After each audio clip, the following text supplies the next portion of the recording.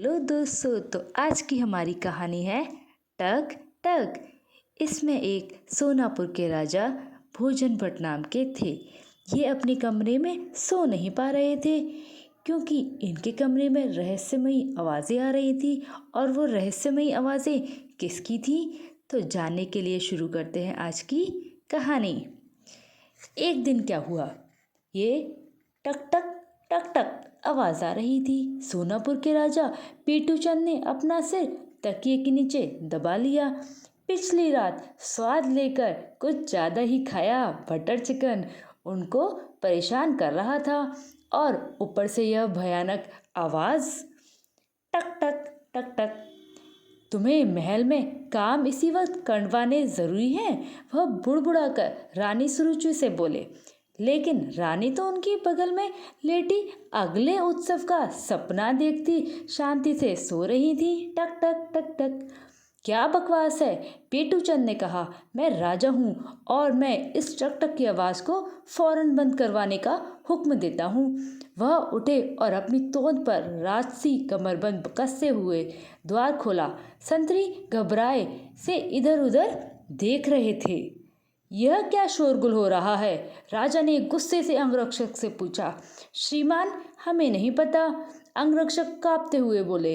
हम इस शोर मचाने वाले की तलाश कर रहे हैं, लेकिन अभी तक कोई मिला नहीं है। बेवकूफ़, राजा धीरे से बड़बड़ाए।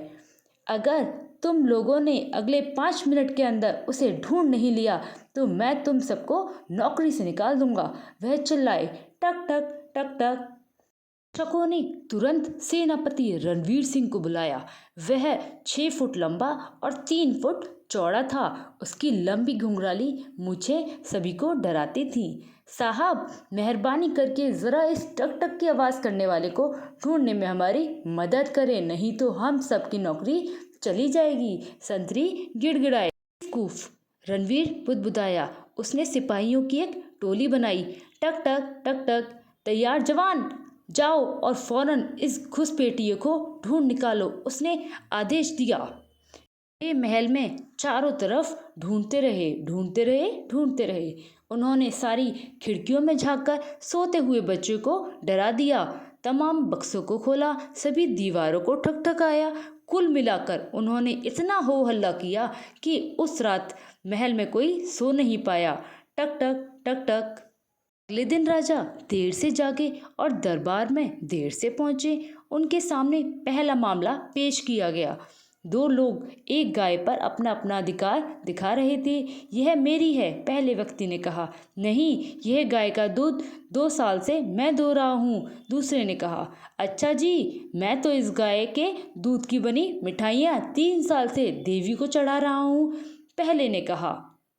मेरा सिर दुख रहा है, राजा ने प्रधानमंत्री चिंतामणि से कहा। रात को खाया मुर्गा अभी तक पेट में कुड़कुड़ कर रहा है। ऐसा करो, गाय के 2 हिस्से करके दोनों को आधा आधा दे दो, मैं इनकी शिकायत नहीं सुनना चाहता। ओहो महाराज, यह बात है कि झगड़ा गाय को लेकर है, चिंतामणि बुदबुदाया। के 2 हिस्से करना कोई समझदारी की बात नहीं।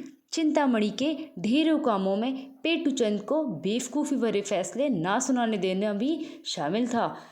थके या भूखे होने पर राजा पेटू चंद अक्सर ऐसे फैसले सुना देते थे।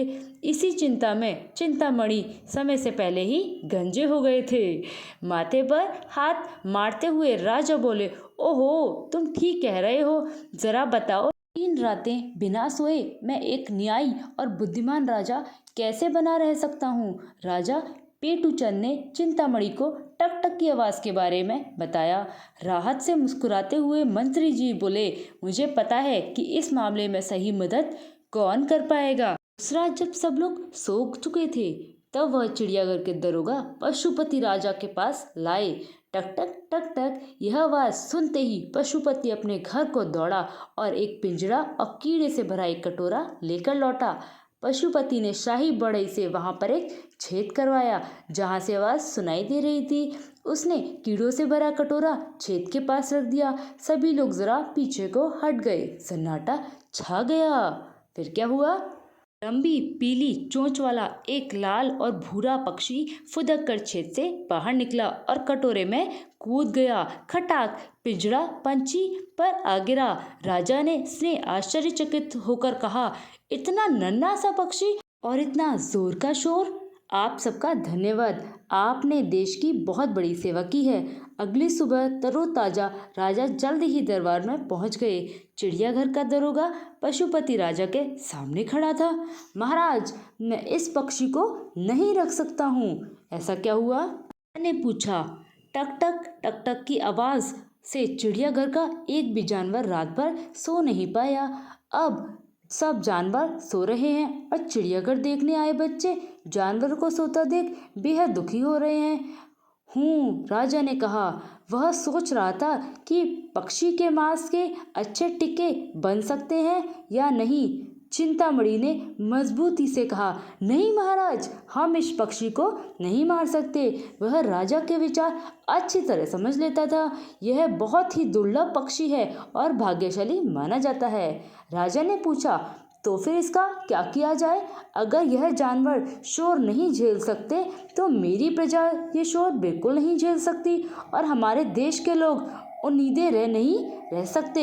दूसरा मंत्री हिम्मत करके आगे आया। महाराज, मैं इस पक्षी को रखना चाहता हूँ। मेरे यहाँ हाल ही में एक लड़का हुआ है जिसके रोने के कारण हम रात भर जगे रहते हैं। ओहो, चिंतामणि चिल्ला उठा, हमें इस पक्षी के लिए कोई सही जगह खोजनी होगी। हमें टक टक पक्षी के लिए ऐसी जगह तलाशनी चाहिए जहाँ कोई भी रात भर सोता ना हो। मुझे उपाय मिल गया है। और यूं सीमा की पहरेदारी करने वाली पलटन का साथ देने के लिए टक टक पक्षी सोनापुर के महल से बाहर बहुत दूर भेजा गया।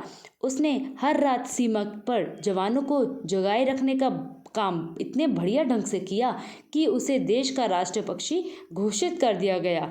सैनिकों की चुस्ती के कारण राजा के दुश्मन सोनापुर के पास भी नहीं फटक पाते थे।